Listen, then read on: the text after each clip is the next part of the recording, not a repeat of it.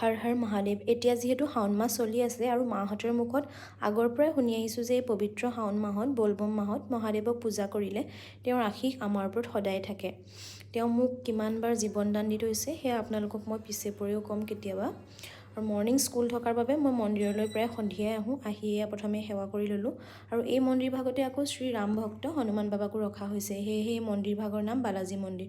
আৰু ইয়াতে মই প্ৰত্যেক মঙলবাৰে আৰু শনিবাৰে আহোঁ, পৰাপক্ষত মই মিছ নকৰোঁ।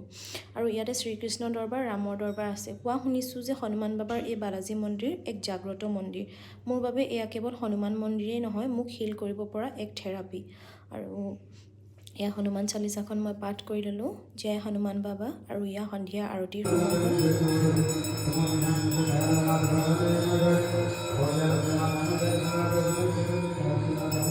আৰতি লৈ আমি ওলাই আহিলোঁ। তাৰপাছতে ষ্টাইল বজাৰত সোমালোঁ। মোৰ লগত আছিলে মোৰ ভণ্টি। আমি অকণমান কিবাকিবি চালোঁ, কিন্তু ইয়াতে মোৰ বৰ বিশেষ পচন্দ নহ'ল। তাৰ পৰা ওলাই আহিলোঁ।